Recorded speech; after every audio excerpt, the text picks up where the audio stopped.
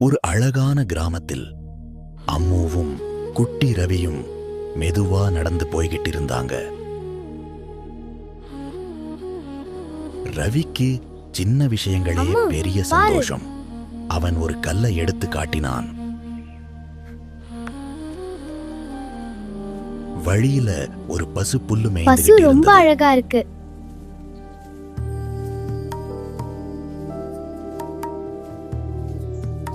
கிராமத்தின் அமைதி மனசை நிம்மதியா ஆச்சு. அப்போ ஒரு பட்டாம்பூச்சி அருகே பறந்தது.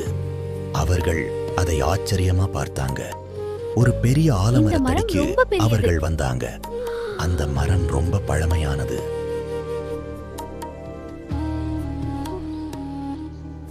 அந்த நேரம்தான் ஒரு சின்ன பறவை தரையில இருந்தது. அம்மு மெதுவா கீழே குனிந்தாள். பாவம், அவள் மனசு உருகிச்சு. ரவியோட சேர்ந்து தண்ணி கொண்டு வந்தாங்க. அன்புதான் அவர்களோட முதல் எண்ணம். பறவை மெல்ல தண்ணி குடிச்சது.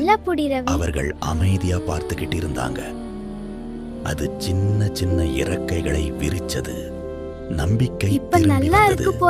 அடுத்த நொடி பறந்துடுச்சு.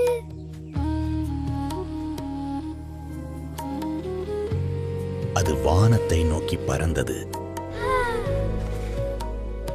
அம்முவும் ரவியும் சந்தோஷமா ஒருத்தரை பார்த்தாங்க.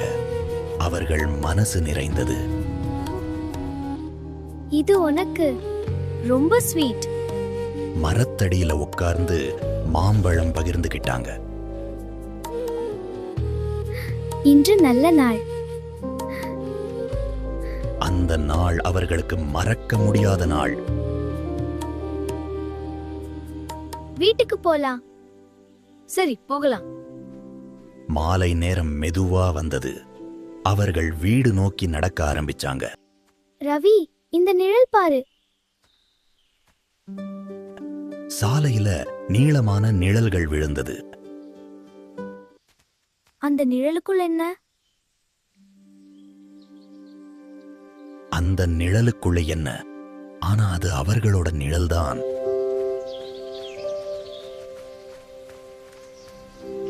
நல்ல மனசு இருந்தா சின்ன உதவியும் பெரிய மாயை ஆகும்.